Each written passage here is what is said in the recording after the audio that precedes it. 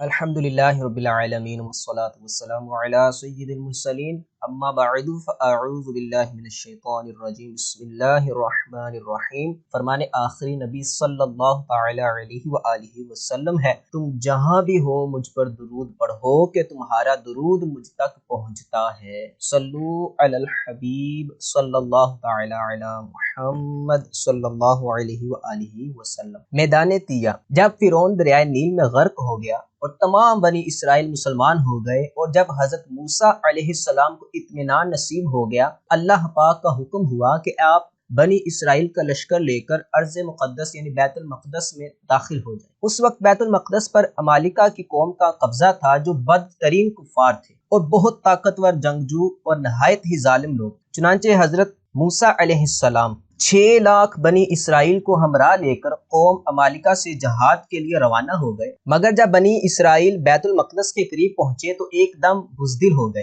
اور کہنے لگے کہ اس شہر میں جبارین یعنی عمالقہ ہیں، جو بہت ہی زور آور اور زبردست ہیں، لہٰذا جب تک یہ لوگ شہر میں رہیں گے ہم ہرگز شہر میں داخل نہیں ہوں گے۔ بلکہ بنی اسرائیل نے حضرت موسیٰ علیہ السلام سے یہاں تک کہہ دیا کہ اے موسیٰ، آپ اور آپ کا خدا جا کر اس زبردست قوم سے جنگ کریں، ہم تو یہی بیٹھے رہیں گے۔ بنی اسرائیل کی زبان سے یہ سن کر حضرت موسیٰ علیہ السلام کو بڑا رنج و صدمہ ہوا، اور آپ نے باری تعالیٰ کے دربار میں یہ عرض کیا، یعنی ترجمہ کنز ایمان، اے رب میرے، مجھے اختیار نہیں مگر اپنا اور اپنے بھائی کا، تو ہم کو ان بے حکموں سے جدا رکھ۔ اس دعا پر اللہ پاک نے اپنے غضب و جلال کا اظہار کرتے ہوئے فرمایا کہ ترجمہ کنز ایمان، تو وہ زمین ان پر حرام ہے، 40 برس تک بھٹکتے پھریں زمین میں، تو تم ان بے حکموں کا افسوس نہ کھاؤ۔ اس کا نتیجہ یہ ہوا کہ یہ 6 لاکھ بنی اسرائیل ایک میدان میں 40 برس تک بھٹکتے رہے، مگر اس میدان سے باہر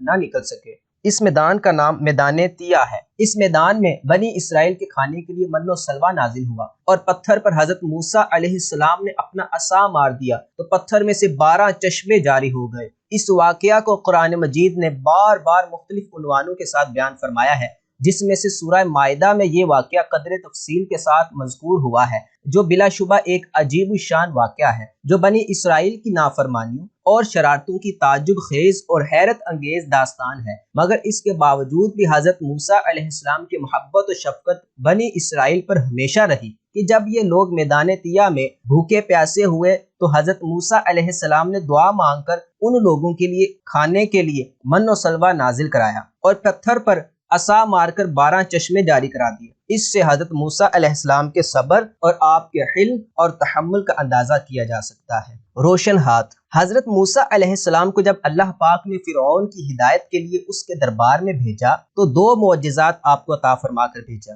ایک عصا، دوسرا ید بیدا یعنی روشن ہاتھ۔ حضرت موسیٰ علیہ السلام اپنے گریبان میں ہاتھ ڈال کر باہر نکالتے تھے، ایک دم آپ کا ہاتھ روشن ہو کر چمکنے لگتا تھا۔ پھر جب آپ اپنا ہاتھ گریبان میں ڈالتے تھے تو وہ اپنی اصلی حالت پر ہو جایا کرتا تھا۔ اس معجزہ کو قرآن عظیم نے مختلف صورتوں میں بار بار ذکر فرمایا ہے۔ چنانچہ سورہ طٰہٰ میں ارشاد فرمایا کہ ترجمہ کنز ایمان، اور اپنا ہاتھ اپنے بازو سے ملا خوب سفید نکلے گا، بے کسی مرض کے، ایک اور نشانی کہ ہم تجھے اپنی بڑی بڑی نشانیاں دکھائیں۔ اسی معجزہ کا نام ید بیدا ہے، جو ایک عجیب اور عظیم معجزہ ہے۔ حضرت ابن عباس رضی اللہ عنہما نے فرمایا کہ حضرت موسیٰ علیہ السلام کے دست مبارک سے رات اور دن میں آفتاب کی طرح نور نکلتا تھا۔ من و سلوہ، جب حضرت موسیٰ علیہ السلام 6 لاکھ بنی اسرائیل کے افراد کے ساتھ میدان تیہ میں مقیم تھے تو اللہ پاک نے ان لوگوں کے کھانے کے لیے آسمان سے 2 کھانے اتارے، ایک کا نام من اور دوسرے کا نام سلوہ تھا۔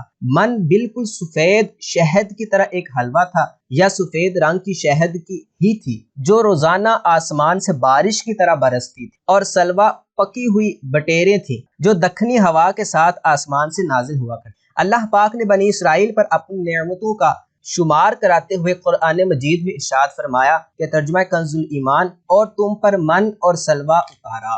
اس من و سلوہ کے بارے میں حضرت موسیٰ علیہ السلام کا یہ حکم تھا کہ روزانہ تم لوگ اس کو کھا لیا کرو، اور کل کے لیے ہرگز اس کا ذخیرہ مت کرنا۔ مگر بعض ضعیف الاعتقاد لوگوں کو یہ ڈر لگنے لگا، اگر کسی دن من و سلوہ نہ اترا تو ہم لوگ اس بے آب و گیا یعنی چٹیل میدان میں بھوکے مر جائیں گے۔ چنانچہ ان لوگوں نے کچھ چھپا کر کل کے لیے رکھ لیا، تو نبی کی نافرمانی سے ایسی نحوست پھیل گئی، جو کچھ لوگوں نے کل کے لیے جمع کیا تھا وہ سب سڑ گیا اور آئندہ کے لیے اس کا اترنا بند ہو گیا۔ اسی لیے حضور اقدس صلی اللہ علیہ وآلہ وسلم نے ارشاد فرمایا کہ بنی اسرائیل نہ ہوتے تو نہ کھانا کبھی خراب ہوتا اور نہ گوشت سڑتا۔ کھانے کا خراب ہونا اور گوشت کا سڑنا اسی تاریخ سے شروع ہوا، ورنہ اس سے پہلے نہ کھانا بگڑتا تھا نہ گوشت سڑتا تھا۔ صلو علی الحبیب صلی اللہ علی محمد صلی اللہ علیہ وآلہ وسلم۔